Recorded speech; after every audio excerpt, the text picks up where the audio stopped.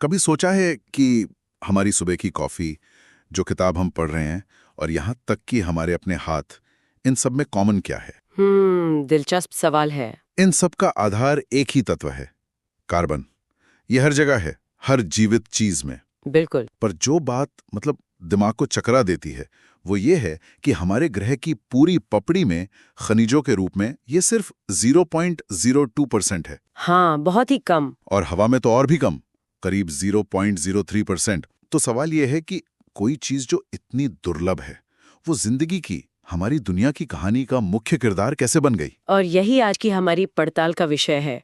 ये एक तरह की कह सकते हैं जासूसी है। अच्छा। हम उन सुरागों को खंगालेंगे जो बताते हैं कि प्रकृति में इतनी कम मात्रा में होने के बावजूद कार्बन इतना खास और जरूरी क्यों है।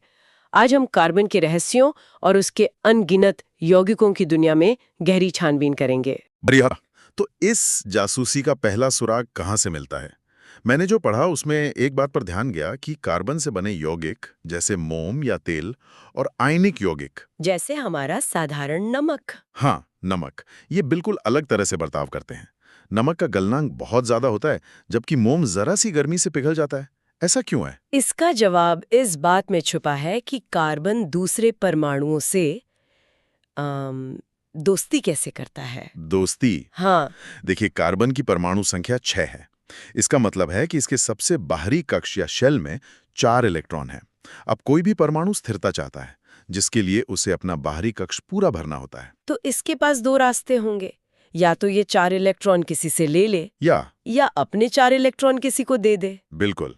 लेकिन यहाँ एक मुश्किल है। सोचिए, 4 अतिरिक्त इलेक्ट्रॉन को संभालना, जिनकी अपनी नेगेटिव ऊर्जा है, ये बहुत ज्यादा ताकत का काम है। और मैं 4 कीमती इलेक्ट्रॉनों को जाने देना, उसके लिए तो और भी ज्यादा ऊर्जा लगेगी। दोनों ही रास्ते बहुत खर्चीले हैं।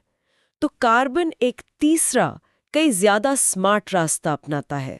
एक मिनट, तो ना लेना ना देना, तो फिर क्या कोई समझौता करता है? एकदम सही शब्द, समझौता। कार्बन इलेक्ट्रॉनों का लेन देन नहीं करता, बल्कि साझेदारी करता है। साझेदारी? वो दूसरे परमाणुओं के पास जाकर कहता है, देखो तुम्हें भी इलेक्ट्रॉन चाहिए, मुझे भी, क्यों ना हम अपने कुछ इलेक्ट्रॉन साझा कर लें। इसी साझेदारी से जो रिश्ता या बॉन्ड बनता है, उसे हम सहसंयोजी आबंध या कोवेलेंट बॉन्ड कहते हैं। अच्छा। यह एक मजबूत पार्टनरशिप है। अच्छा, तो ये लेन देन का नहीं बल्कि पार्टनरशिप का खेल है, जैसे मीथेन गैस में होता है, जो सीएनजी और बायोगैस का मुख्य हिस्सा है। बिल्कुल सही पकड़ा। मीथेन यानी CH4 में एक कार्बन परमाणु 4 हाइड्रोजन परमाणुओं के साथ अपने 4 इलेक्ट्रॉनों की साझेदारी करता है। इससे कार्बन और हाइड्रोजन दोनों का काम बन जाता है और वे स्थिर हो जाते हैं। और क्योंकि ये साझेदारी परमाणुओं के भीतर तो बहुत मजबूत होती है, लेकिन अलग-अलग मीथेन अणुओं के बीच का आकर्षण बल कमजोर होता है। अच्छा, इसीलिए कार्बन यौगिकों के गलनांक और क्वथनांक अक्सर कम होते हैं। एकदम सही। वे नमक की तरह कसकर नहीं बंधे होते। ठीक है, तो ये साझेदारी समझाती है कि ये बॉन्ड कैसे बनते हैं, लेकिन ये अब भी ये नहीं समझाता कि कार्बन के यौगिकों की संख्या लाखों में क्यों है। ये तो बाकी सारे तत्वों के कुल यौगिकों से भी कहीं ज्यादा है। जरूर इसके पास कोई सुपर पावर होगी। आपने सही शब्द इस्तेमाल किया, सुपर पावर। असल में कार्बन के पास 2 सुपर पावर्स हैं। पहली है श्रृंखलन। श्रृंखलन? कैटिनेशन? हाँ, कैटिनेशन। ये कार्बन की एक अनोखी क्षमता है जिससे वो खुद के ही दूसरे परमाणुओं के साथ जुड़कर लंबी लंबी चेन बना सकता है। सीधी चेन, शाखों वाली चेन और यहाँ तक कि गोल छल्ले या रिंग्स भी। मतलब ये लेगो ब्लॉक्स की तरह हैं जो आपस में जुड़कर कुछ भी बना सकते हैं। बेहतरीन एनालॉजी है। और ये इसलिए मुमकिन है क्योंकि कार्बन कार्बन का ये बॉन्ड बहुत स्थिर और मजबूत होता है। अच्छा। अगर इसकी तुलना हम सिलिकॉन से करें, जिसके बाहरी कक्ष में भी 4 इलेक्ट्रॉन होते हैं, तो वो बस 7-8 परमाणुओं की चेन ही बना पाता है। बस? हाँ, और वो भी बहुत अस्थिर होती है, जबकि कार्बन हजारों परमाणुओं की लंबी और स्थिर चेन बना सकता है। यही वो गुण है जो डीएनए से लेकर प्लास्टिक तक हर जटिल अणु का आधार है। वाह। और दूसरी सुपर पावर? दूसरी सुपर पावर है चतुसंयोजकता या टेट्रावैलेंसी। ठीक है। जैसा कि हमने बात की, कार्बन की संयोजकता 4 है। इसे ऐसे सोचें कि कार्बन के पास 4 हाथ हैं, जिससे वो एक ही समय में 4 अलग-अलग परमाणुओं से जुड़ सकता है। और ये कोई भी हो सकते हैं? हाइड्रोजन, ऑक्सीजन, नाइट्रोजन, क्लोरीन, कुछ भी। ये गुण इसे अकल्पनीय विविधता देता है। इन्हीं गुणों की वजह से शायद हम संतृप्त और असंतृप्त यौगिकों के बारे में सुनते हैं, जैसे सैचुरेटेड और अनसैचुरेटेड फैट्स। हाँ, इन नोट्स में वनस्पति तेलों से घी बनाने की प्रक्रिया का जिक्र है, जो इसी से जुड़ा है ना? हाँ, ये एक बहुत अच्छा उदाहरण है। जब कार्बन परमाणुओं के बीच सिर्फ सिंगल बॉन्ड होते हैं, तो उसे हम संतृप्त यानी सैचुरेटेड यौगिक कहते हैं। ये काफी स्थिर होते हैं। और असंतृप्त? लेकिन जब कार्बन परमाणुओं के बीच कहीं डबल या ट्रिपल बॉन्ड आ जाता है, तो उसे असंतृप्त अनसैचुरेटेड कहते हैं। ये ज्यादा अभिक्रियाशील होते हैं। वनस्पति तेलों में ऐसी ही असंतृप्त कार्बन चेन होती हैं। और उद्योग में हाइड्रोजन जोड़कर इन डबल बॉन्ड्स को सिंगल बॉन्ड्स में बदल दिया जाता है, जिससे तेल ठोस घी बन जाता है। एकदम सही। इस प्रक्रिया को हाइड्रोजनीकरण कहते हैं। लेकिन यहाँ एक दिलचस्प बात है। क्या? इसी प्रक्रिया के दौरान कभी-कभी ट्रांस फैट्स भी बन जाते हैं, जिनके बारे में हम सबने सुना है कि वे सेहत के लिए अच्छे नहीं होते। ओहो, इंडस्ट्री पर कितना बड़ा असर डालता है। ये बात तो सच में दिमाग घुमा देती है। मतलब केमिस्ट्री की एक छोटी सी डिटेल का असर हमारे डाइनिंग टेबल पर है। चलिए अब उस चीज पर आते हैं जो मुझे सबसे ज्यादा हैरान करती है। बताइए। ये कैसे मुमकिन है कि एक ही तत्व कार्बन दुनिया की सबसे कठोर चीज हीरा भी बनाता है, और वही कार्बन इतना नरम और चिकना ग्रेफाइट भी बनाता है जिससे हम लिखते हैं। ये तो ऐसा है जैसे एक ही एक्टर 2 बिल्कुल अलग किरदार निभा रहा हो। और इस रहस्य का जवाब भी परमाणुओं की जमावट या अरेंजमेंट में छिपा है। इन्हें हम कार्बन के एलोट्रोप्स या अपर रूप कहते हैं। एलोट्रोप्स।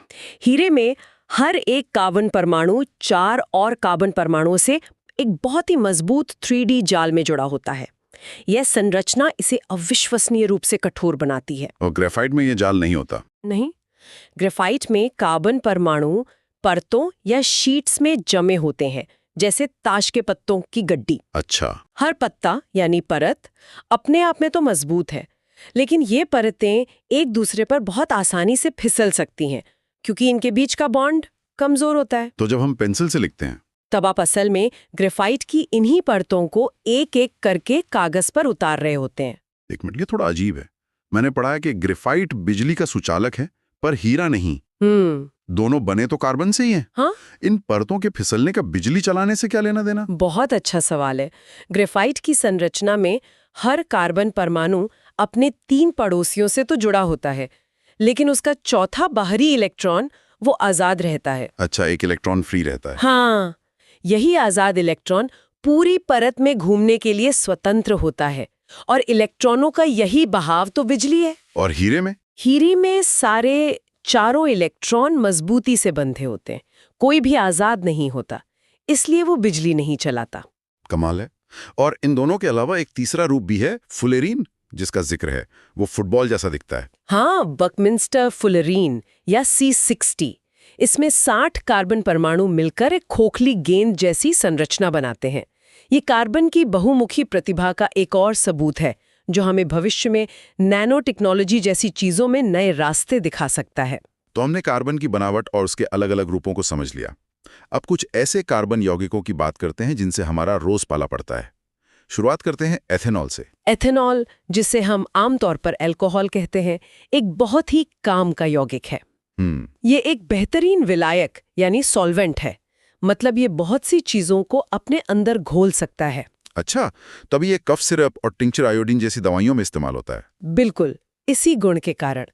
लेकिन इसका एक दूसरा पहलू भी है जो सजीवों पर इसके असर से जुड़ा है। हाँ। जब कोई व्यक्ति एथेनॉल का सेवन करता है तो यह हमारे मेटाबॉलिज्म को धीमा कर देता है और नर्वस सिस्टम को दबा देता है, जिससे सोचने समझने की शक्ति और शरीर का संतुलन बिगड़ता है। और ये जानना भी जरूरी है कि एथेनॉल से मिलता जुलता एक और यौगिक मेथेनॉल बहुत जहरीला होता है।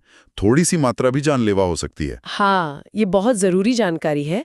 मेथेनॉल हमारे लिवर में जाकर एक ऐसा जहर बना देता है जो शरीर की कोशिकाओं पर हमला करता है, जिससे अंधापन या मौत भी हो सकती है। तो इन दोनों में फर्क समझना बेहद जरूरी है। ठीक है, अब दूसरे मशहूर यौगिक पर आते हैं, एथेनोइक अम्ल। हम इसे अपनी रसोई में सिरके के नाम से जानते हैं ना? हाँ, एथेनॉइक अम्ल को एसिटिक एसिड भी कहते हैं। जब इसका 3-4% घोल पानी में बनाया जाता है तो उसे सिरका मतलब विनेगर कहते हैं। जिसका इस्तेमाल हम अचार को खराब होने से बचाने के लिए करते हैं। सही। और इसका एक और दिलचस्प गुण है कि ये ठंडे मौसम में जम जाता है, इसीलिए इसे ग्लेशियल एसिटिक एसिड भी कहा जाता है। इन नोट्स में इसकी एक बहुत ही दिलचस्प अभिक्रिया का जिक्र है, एस्टरीकरण। इसमें फलों जैसी मीठी गंध वाले पदार्थ बनते हैं। हाँ, ये इसकी सबसे खास अभिक्रियाओं में से एक है। जब एथेनॉइक अम्ल एथेनॉल जैसे किसी अल्कोहल के साथ मिलता है तो एस्टर नाम का एक नया यौगिक बनता है। एस्टर? और इन एस्टर्स की गंध बहुत अच्छी होती है, बिल्कुल पके हुए फलों जैसी। तो क्या इसका मतलब ये है कि केले या संतरे की जो एक खास खुशबू हम पहचानते हैं वो असल में एक खास तरह का एस्टर है जिसे हम लैब में भी बना सकते हैं? आपने बिल्कुल सही समझा। ज्यादातर परफ्यूम और खाने में जो आर्टिफिशियल फ्रूट फ्लेवर डाले जाते हैं वे असल में लैब में बनाए गए यही एस्टर होते हैं। क्या बात है! तो अगली बार जब कोई किसी कैंडी का स्वाद ले तो याद रखना चाहिए कि वो कार्बन केमिस्ट्री का एक छोटा सा चमत्कार चख रहा है। बहुत खूब। तो हमने देख लिया कि कार्बन के यौगिक कितने अलग अलग तरह के हैं, लेकिन क्या इनके व्यवहार में, मतलब ये कैसे रिएक्ट करते हैं, कोई कॉमन पैटर्न देखने को मिलता है? हाँ, इनके रिएक्शन के कुछ मुख्य तरीके हैं। सबसे आम है दहन यानी कंबशन। जलना? हाँ, जलना। कार्बन और उसके ज्यादातर यौगिक ऑक्सीजन में जलकर गर्मी, रोशनी और कार्बन डाइऑक्साइड पैदा करते हैं।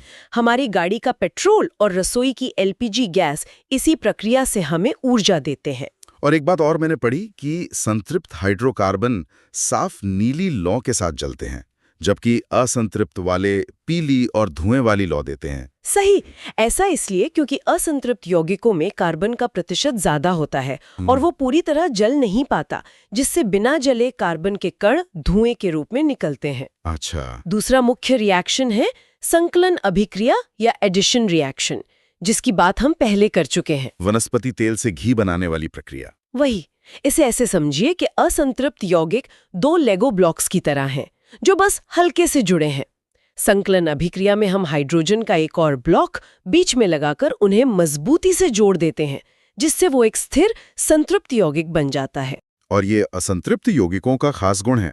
बिल्कुल।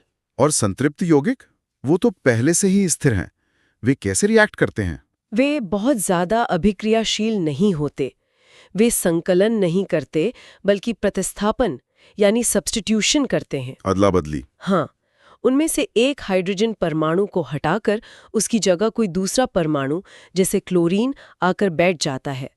ये एक तरह की अदला बदली है जो अक्सर तेज धूप की मौजूदगी में होती है। तो आज की हमारी इस पड़ताल को समेटे तो हमने कार्बन के कई राज खोले। उसकी साझेदारी करने की आदत, मतलब कोवैलेंट बॉन्डिंग, लेगो ब्लॉक्स की तरह जुड़कर लंबी चेन बनाने की सुपर पावर यानी श्रृंखलन, और उसके 4 हाथ। हाँ, और उसके 4 हाथ जिनसे वो अनगिनत दोस्त बनाता है। यही वो गुण हैं जो एक दुर्लभ तत्व को जिंदगी का आधार बनाते हैं। बिल्कुल। और अंत में सुनने वालों के लिए एक विचार छोड़ते हैं। इन नोट्स में जिक्र है कि 1828 में फ्रेडरिक वोल्हर ने प्रयोगशाला में अमोनियम साइनेट से यूरिया बना दिया, जो एक कार्बनिक यौगिक है। हाँ, और इससे पहले माना जाता था कि कार्बनिक यौगिक सिर्फ सजीवों के अंदर एक जीवन शक्ति से ही बन सकते हैं। वॉलर के इस प्रयोग ने उस धारणा को हमेशा के लिए तोड़ दिया। ये एक गहरा सवाल उठाता है। जैसे जैसे हम लैब में और भी जटिल कार्बनिक यौगिक बना रहे हैं, प्राकृतिक और सिंथेटिक के बीच की रेखा असल में कहाँ है? खासकर तब जब दोनों के बुनियादी बिल्डिंग ब्लॉक्स यानी कार्बन परमाणु एक ही हैं।